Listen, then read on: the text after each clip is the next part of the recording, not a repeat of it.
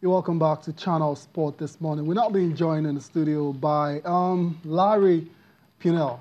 He's been away for a long time, but it's great to have him back again. Larry, Always a did pleasure you to say be 2 years? here. Have you been away that long? No I haven't seen him way. this year, right? Yeah, I haven't seen him this year. It's great to have you on the show again. Always Compliments interesting to of be the back. season as Same well. to you guys. Season's greetings. And to his left is Giwa Oluwasegun as well. It's nice to be here, Tiger. It's great to have you as well, man. Thank you. All right, guys, let's go on and talk about football in Nigeria in 2018, and I'd like to get your thoughts on that. But before I do that, let's listen to some ex-Nigeria internationals. Actually, not all Nigeria internationals. There's one ex-England international there as well too.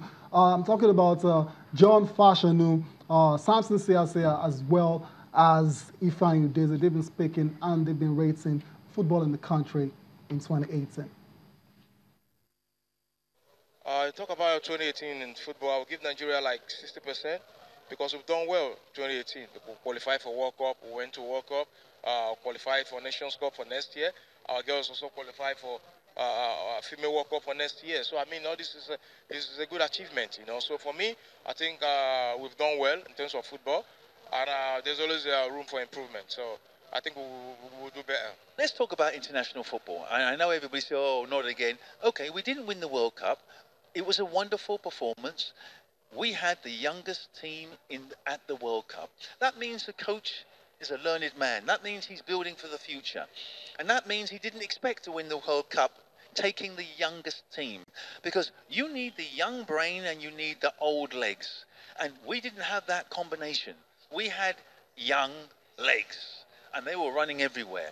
So we put that behind us and we say that was a great learning experience for the Super Eagles. Great learning experience. Coach, thumbs up. Great job. We didn't win, but it's building a wonderful future. And that's what we're looking at now. We're looking at the future. I would say domestic football, and I'm horrible to say that. Well, I'm not horrible, no, but I would say I'm disappointed to have to say that. I say it's been disappointing. When you're hearing of players who are professional footballers, the word professional means that you get a regular salary. They haven't been paid from 5 weeks to 2 months, etc., etc. Oh, come on. There's something going wrong there. But, hey guys, I don't want to get in trouble. Anybody say you're criticizing the NFF or anything? No, I'm not. These are just the ex-professional footballers' ideas. We must pay our players their salaries on time. It is crucial. We need more exposure on football now. If you ask me who's top of the league, I can't tell you. You ask me who won the cup, I can't tell you. You ask me to name 5 players of any team, I can't tell you. And I'm an ex-footballer, so there's something wrong there.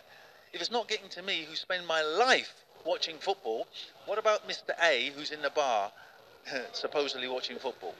Well, it hasn't been great. I think we could do better. You know, starting from our league, you know, the league didn't even end. You declared the winner. Is that how it's done anywhere else in the world? No, let's talk. You talk sports on channels. It's pathetic. You need to sit down. The guys are running the league. Should we have a town hall meeting? Let's ask some questions. But it's not right. It's never been done before anywhere in the world. Now they want to increase the teams. You can't even finish the first one. You want to increase. Come on now, what are we talking about? We have to say that, you know, if they don't know what to do, let them go to England and watching Premiership every day. How did they come to put up these things together? What are we doing wrong that we should learn from? Let's go and learn. If we don't know, we have to learn now. It's a no-brainer. Let's learn so we can do a better job. Well, we're not criticizing anybody, but we just want to make sure our league is a better one. First, we don't have fields to play on. We travel 12 or 15 hours to play games. Come on, you can never get a good result or get the players to play well like they're supposed to. In England and other parts of the world, any travel more than 2-3 hours, you fly. We can do that too. We have to just organize. We have a process, you know, from one state to the other. That's why you cannot see Nigerian players giving their best, and we don't have a good playing field. So if we do all these ones, I think Nigeria has tons of players, great players. We need to have, we just organize, you know, there must be a structure from A to B to C or whatever. But without doing that, forget our league will be dead. The only way we can get players to go to England and get those players England reject to play for us. damning assessments of the Nigerian Professional Football League coming from former Super Eagles coach and forward Samson Siasia. Larry, let me come to you. Let's start from there straight away. Samson Siasia hasn't minced any words about rating the NPFL low. I don't know if you agree with him. Absolutely, I agree with him, even with John Fashanu before CSL spoke, and they all gave damning verdicts about the Nigerian Professional Football League. There is nothing professional about the way our league was run in 2018, and we absolutely need to do better going into 2019. And they mentioned a couple of things there that that I think are very germane. There's nowhere it is done in the whole of the world that you do not conclude your league and declare champions. We did that hurriedly because we wanted to participate in the African Tournament CAF Champions League, but there's nothing that says we should play CAF Champions League. If that is going to affect some things, you let it go and then concentrate on the one that is more important. Now, there are ripple effects from that. No teams to be demoted. You want teams to be promoted. When teams are promoted, how about those in like your Division C, the third tier of the league now? Some will be promoted to the second tier. All of those things were not put into consideration. They just said some teams will go down, no team will go down, some will come up, and then it leaves room for next year when there will be more. It was not just properly thought out. Going to the World Cup and abandoning your league, for me, is a no-no. There are some countries that went to the World Cup and their leagues were on at the same time as well. So I don't understand, some of these things that it appeared were not properly thought through. But let's not be overcritical. Remember that Nigeria is a very peculiar situation. Exactly. One gentleman took them to court, and then the court gave judgment, took over the federation's office for 2 months, were in limbo and all of that. So let's not be overcritical, but I thought we could have found a way around it to conclude it.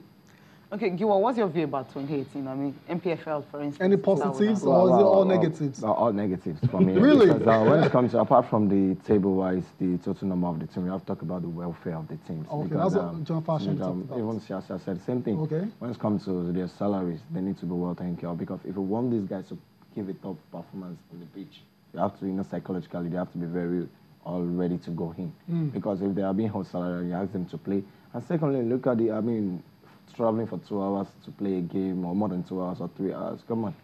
You don't expect them to sit for like 2 hours is within Lagos. It's within Lagos. Yeah, right? so we're talking about your like maybe 5 hours or more.